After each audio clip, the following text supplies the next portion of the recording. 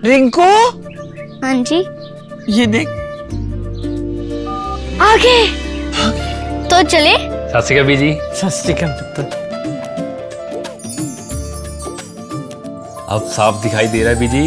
बहुत साफ दिखाई दे रहा है। बीजी इतने टाइम बाद नए चश्मे बनवा ही लिए। किसी अपने ने पैसे भेजे और हर महीने पैसे भेजेंगे। वाह। ਫੋਨਾਂ ਤੇ ਟੂ ਟੂ ਹੋਊਗੀ ਤੁਹਾਡੇ 1 ਤਰੀਕ ਤੋਂ ਬਾਅਦ। ਇਹ ਤੁਹਾਡੇ ਪੈਸੇ ਨੇ, ਇਹਦੇ ਨਾਲ ਕੋਈ ਅਮੀਰ ਨਹੀਂ ਹੋ ਜਾਣਾ ਤੁਸੀਂ। ਮਾਵਾਂ ਭੈਣਾਂ ਨੂੰ ਸਤਿਕਾਰ ਦੇ ਕੇ ਮੈਨੂੰ ਖੁਸ਼ੀ ਮਿਲਦੀ ਹੈ ਇਸ ਗੱਲ ਦੀ। मुख्यमंत्री माँ बेटी सत्कार योजना, आपका अपना भगवंत मान।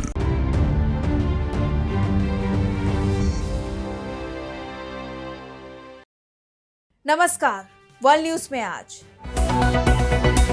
अमेरिका और ईरान के बीच सीजफायर टूट चुका है। दोनों ही एक दूसरे के ठिकानों पर हमले कर रहे हैं। ट्रंप ने ये कहकर दुनिया को चौंका दिया है कि ईरान मेरी जान लेने की फिराक में है।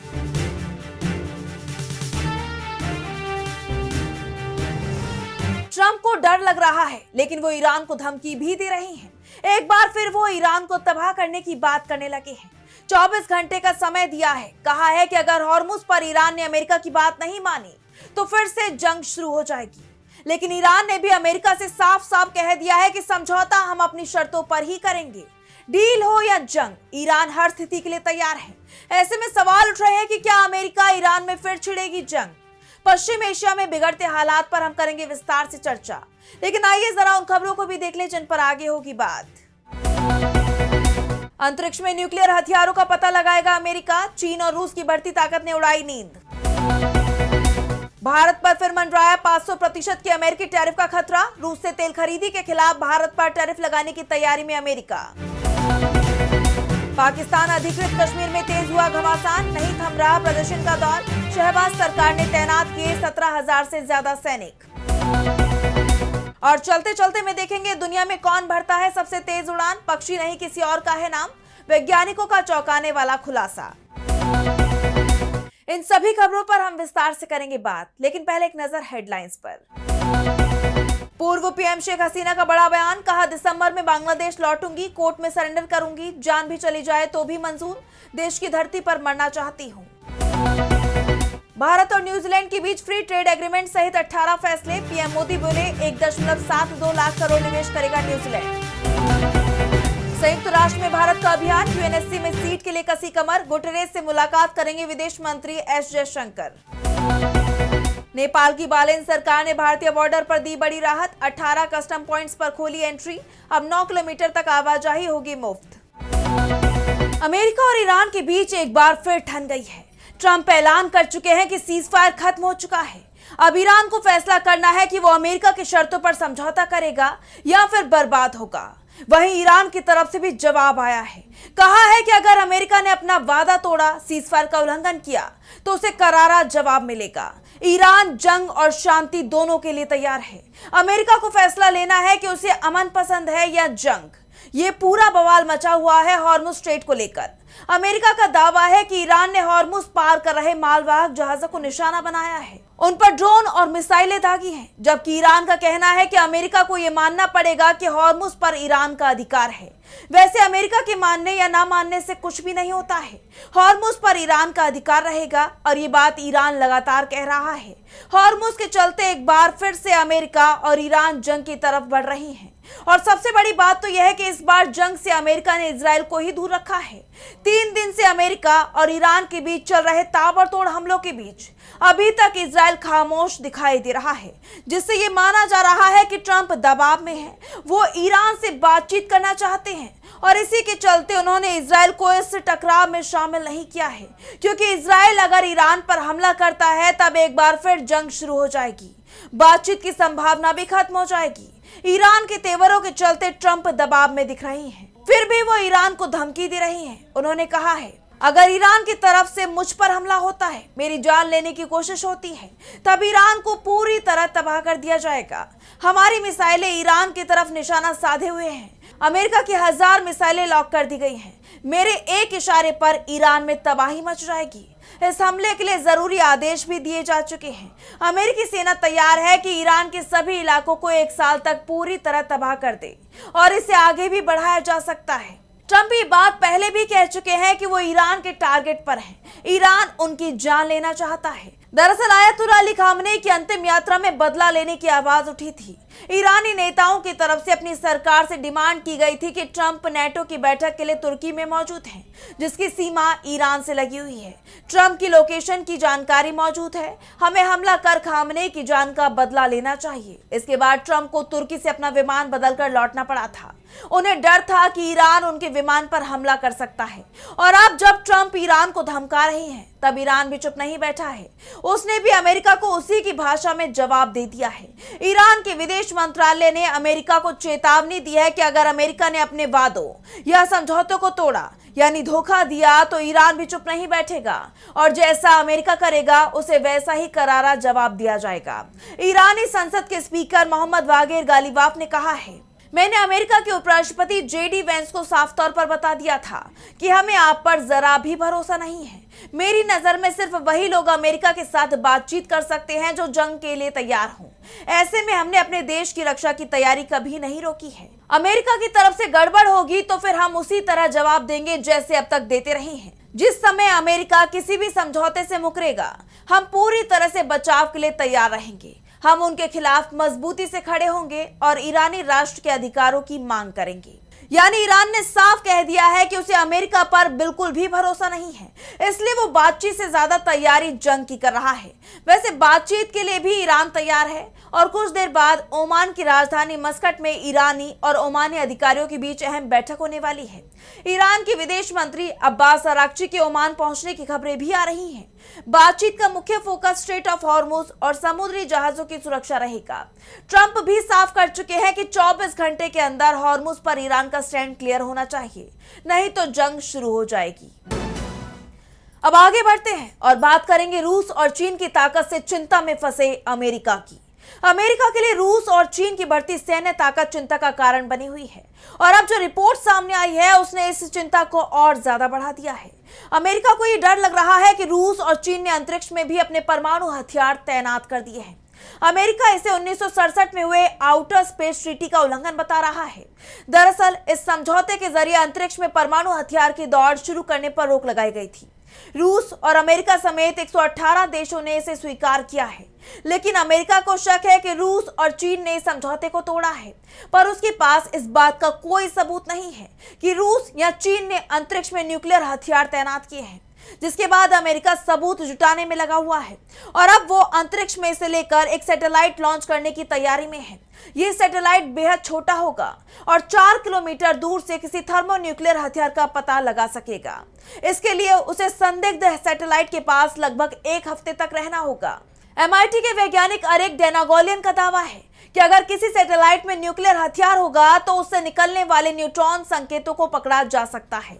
इसमें लगे खास सेंसर न्यूट्रॉन संकेतों को पहचानेंगे और ये पता लगाने में मदद करेंगे कि वहां न्यूक्लियर हथियार मौजूद है या नहीं। दरअसल अमेरिका को डर है कि रूस ने फरवरी 2022 में कॉस्मोस 2553 अंतरिक्ष में लॉन्च किया था और इस पर परमाणु हथियार होने की आशंका जताई जा रही है। वैसे डर सिर्फ रूसी सैटेलाइट को लेकर ही नहीं है, बल्कि चीन की बढ़ती ताकत को लेकर भी अमेरिका को डर लग रहा है।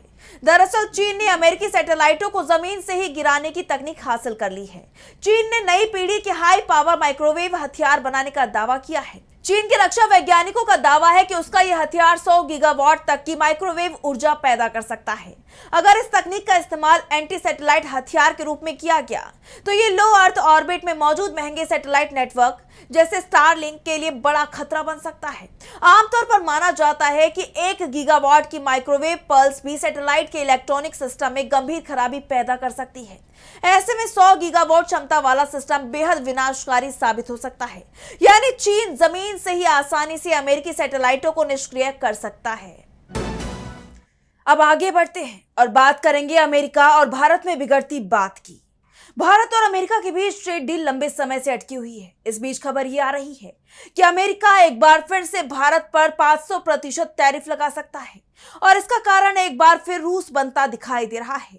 अमेरिका की तरफ से एक बार फिर से भारत पर दबाव बनाया जा रहा है कि वो रूस से कच्चे तेल की खरीद पूरी तरह से बंद कर दे। भारत इस वक्त अपनी जरूरत का लगभग आधा यानी 50% क्रूड ऑयल रूस से खरीद रहा है। अब ऐसे में समझ सकते हैं कि भारत रोज 53 लाख बैरल क्रूड की खरीद कर रहा है, जिसमें से अकेले रूस से 26 लाख बैरल खरीद हो रही है। और अब अमेरिका चाहता है कि भारत रूस से तेल की खरीद को पूरी तरह से बंद कर दे, जबकि भारत की चिंता यह है कि ईरान और अमेरिका जंग में रूसी तेल ने ही उसे संभाला था और अब एक बार फिर से पश्चिम एशिया में जंग के हालात बनते दिखाई दे रहे हैं। ऐसे में रूस का साथ उसके लिए बेहद जरूरी है और दूसरी तरफ अमेरिका भारत पर टैरिफ लगाने की धमकी दे रहा है। दरअसल रिपब्लिकन सीनेटर लिंडसे ग्राहम और Roger Wicker, Democratic senator Richard Blumenthal और जीन शाहीन ने कहा है कि वो ट्रंप प्रशासन के साथ एक एग्रीमेंट के करीब पहुंच गए हैं, जो रूस से तेल और गैस खरीदने वाले देशों पर सख्त प्रतिबंध लगाने की पैरवी करता है। इस कानून में रूस से तेल खरीदने वाले देशों पर 500% तक का टैरिफ लगाए जाने का प्रावधान है। इससे जुड़ा कानून जल्द ही अमेरिकी संसद में पेश किया जाएगा। प्रस्तावित कानून को अमेरिकी सीनेट की तरफ से जबरदस्त सपोर्ट मिल रहा है और 84 सीनेटर इसके को स्पॉन्सर बन चुके हैं। अब अगर ये बिल पास हो जाता है तब भारत के सामने बड़ी परेशानी खड़ी हो जाएगी।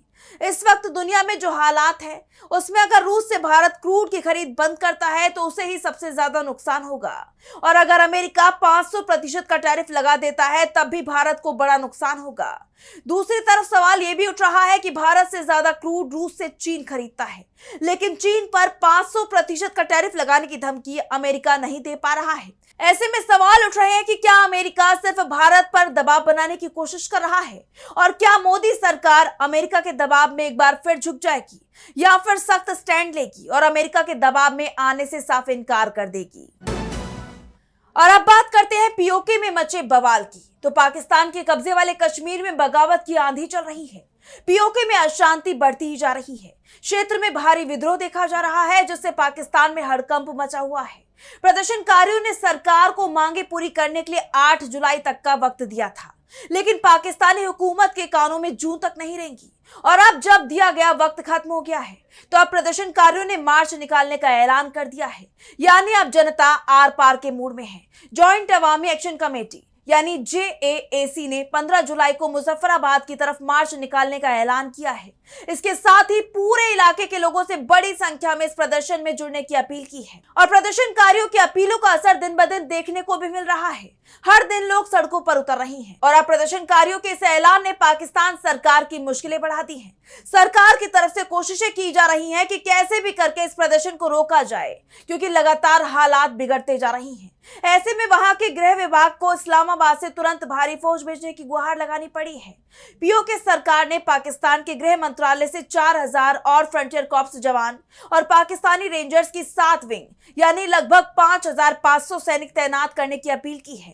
बता दें कि इस वक्त पीओके में पहले से 8000 से ज्यादा पाकिस्तानी रेंजर्स मौजूद हैं, जो 4 जून से ही इलाके में मौजूद हैं। ऐसे में अब और जवानों को तैनात किया जा रहा है, यानी साफ है कि पाकिस्तानी सेना इस बड़े आंदोलन को पूरी तरह कुचलने की कोशिश कर रही है। लेकिन क्या उसकी ये कोशिशें कामयाब हो पाएंगी, ये बड़ा सवाल है। इस बीच आतंकी संगठन हिजबुल मुजाहिदीन के deputy supreme commander Shamsher Khan का बयान वायरल हो रहा है, जिसमें उन्होंने कश्मीर में पाकिस्तान की भूमिका को स्वीकार किया है। शमशेर कहते हैं कि पाकिस्तानी आतंकी कश्मीर में न सिर्फ लड़ रहे हैं बल्कि उनकी कब्रें हर शहर में मौजूद हैं। देखा जाए तो पाकिस्तान की कश्मीर में आतंक को बढ़ावा देने की नीति पर यह एक तरह का कबूलनामा है, जिससे कश्मीर में पाकिस्तान की मिलीभगत साफ साफ उजागर होती है। इससे फील्ड मार्शल आसिम मुनीर और PM शहबाज शरीफ की पोल खुल गई है। और अब चलते चलते में बात करेंगे सबसे तेज उड़ान भरने वाले जीव की। दुनिया में जब भी रफ्तार की बात होती है तो हमारे दिमाग में सबसे पहले तेज दौड़ते एथलीट, हवा से बातें करती गाड़ियां और आसमान में उड़ते जहाज आते हैं। लेकिन क्या आपने कभी सोचा है कि खुले आसमान का असली रफ्तार का बादशाह कौन है? कौन सा जीव ऐसा है जो अपने पंखों के दम पर हवा को चीरते हुए सबसे तेज उड़ सकता है? शायद आपके मन में किसी विशाल पक्षी की तस्वीर बन रही होगी। हो सकता है आप पेरेग्रीन फाल्कन का नाम सोच रहे हो, लेकिन आसमान के इस रेस का सच आपकी सोच से बिल्कुल अलग है, क्योंकि सीधी उड़ान में दुनिया का सबसे तेज जीव कोई पक्षी नहीं बल्कि एक छोटा सा चमगादड़ है। इसका नाम है ब्राजीलियन फ्री टेल्ड बैट। सुनने में ये बात हैरान करने वाली लगती है। आखिर रात के अंधेरे में गुफाओं से निकलने वाला एक छोटा सा चमगादड़ बड़े और ताकतवर पक्षियों को रफ्तार में कैसे पीछे छोड़ सकता है? वैज्ञानिकों के मन में भी यही सवाल था। इसका जवाब खोजने के लिए कई साल तक इन चमगादड़ों की उड़ान पर रिसर्च की गई। वैज्ञानिकों ने इनके शरीर पर बेहद छोटे रेडियो ट्रैकिंग उपकरण लगाए। फिर रात के अंधेरे में इनकी हर उड़ान, हर मोड़ और बदलती रफ्तार पर नजर रखी गई। लेकिन जब आंकड़े सामने आए तो वैज्ञानिक भी हैरान रह गए। रिपोर्ट में सामने आया कि ब्राजीलियन फ्री टेल्ड बैट सीधी और सामान्य उड़ान के दौरान करीब 160 किलोमीटर प्रति घंटे की रफ्तार तक पहुंच सकता है। यानी ये बिना किसी ऊंचाई से नीचे गिरे सिर्फ अपने पंखों की ताकत से इतनी तेज उड़ान भरता है। यही खूबी इसे दुनिया का सबसे तेज सीधी उड़ान भरने वाला जीव बनाती है। लेकिन फिर सवाल उठता है कि पेरेग्रीन फाल्कन का क्या, क्योंकि उसे भी दुनिया का सबसे तेज पक्षी कहा जाता है। दरअसल पेरेग्रीन फाल्कन जब अपने शिकार पर हमला करने के लिए आसमान से नीचे की तरफ गोता लगाता है तब उसकी रफ्तार 320 किलोमीटर प्रति घंटे से भी ज्यादा हो सकती है। लेकिन इस दौरान उसे ग्रेविटी की मदद मिलती है। वहीं ब्राजीलियन फ्री टेल्ड बैट सीधी उड़ान में अपनी रफ्तार हासिल करता है। ब्राजील, मेक्सिको और दक्षिण अमेरिका के कई इलाकों में पाए जाने वाला ये छोटा सा जीव हमें बताता है कि ताकत हमेशा बड़े आकार में नहीं छिपी होती। कभी कभी रात के अंधेरे में उड़ने वाला एक छोटा चमगादड़ भी आसमान की रफ्तार का असली बादशाह बन सकता है। तो फिलहाल वर्ल्ड न्यूज में बस इतना ही। देश और दुनिया की तमाम बड़ी खबरों के लिए देखते रहिए DB लाइव। नमस्कार।